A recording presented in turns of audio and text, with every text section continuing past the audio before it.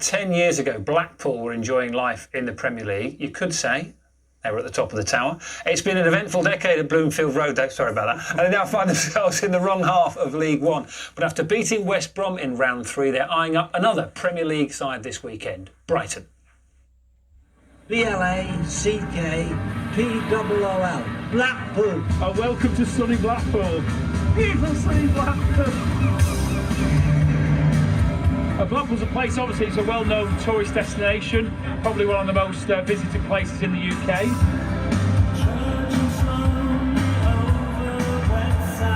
The Tower, ballroom where my mum and dad met many years ago. He took my mum to Bloomfield Road on dates, being the romantic he was. The Pleasure Beach, the Golden Miles is known. There can't be many people in this country that haven't heard of Blackpool, and probably not that many who haven't been.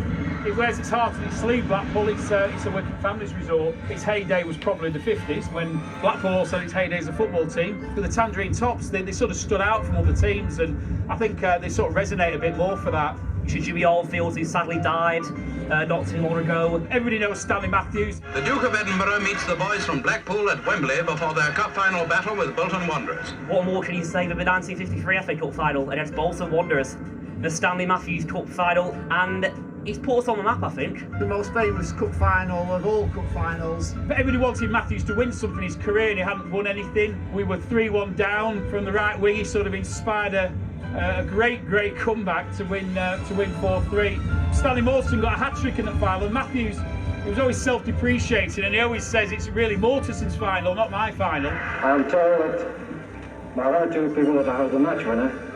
As a matter of fact, I don't believe that, for the simple reason we have here 11 match winners.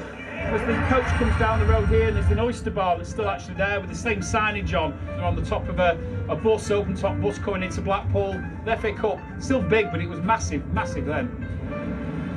We're very proud of that history, but more recently we've had our own history because we had the Premiership team. They're like our FA Cup final heroes. Taylor Fletcher! The new boys are in front! We won 4-0 away, first game against Wigan. For about half an hour, I think, we were top of the league or something. Blackpool's game with Huddersfield Town at Bloomfield Road today was abandoned after 48 minutes following a pitch invasion by protesting home fans. The old adage, it's a roller coaster at Blackpool, couldn't be more appropriate. Obviously, our issues are well documented.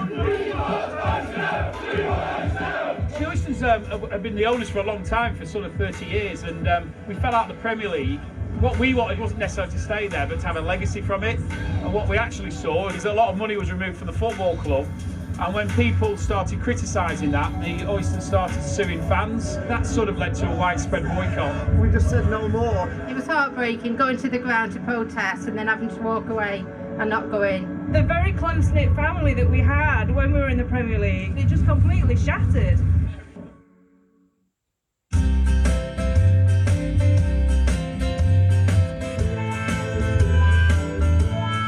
Obviously, when the court came in and intervened and removed the Oysters from the club, there's always an element of who we're going to get. You know, we're looking for a unicorn, you know, something that doesn't exist. Well, you know, I think we found that unicorn because we've got a Blackpool fan. He did the deck chairs when he was a lad, and I think he gets the social responsibility that comes with owning a football club. Simon Sadler has done a great deal, I think, for this town. The toxic ruins left behind by the Oysters, Simon Sadler has taken it upon himself to rebuild those ruins into something credible. None of us have ever, in recent years, seen us get past the 5th round, and it would be fantastic experience for the town and for the team and for Simon as the new owner if we could really do something in the FA Cup this year. I'd like to relive what my dad watched. I'd like to live that again. I feel football has changed this town for the better, and although we went through a dark patch with the Oysters, you know, we're back now and we're making Blackpool somewhere that people who live here can feel proud of, and I think that's what's most important to a town like Blackpool. Some lovely archiving there for you. Blackpool aren't the only League One side facing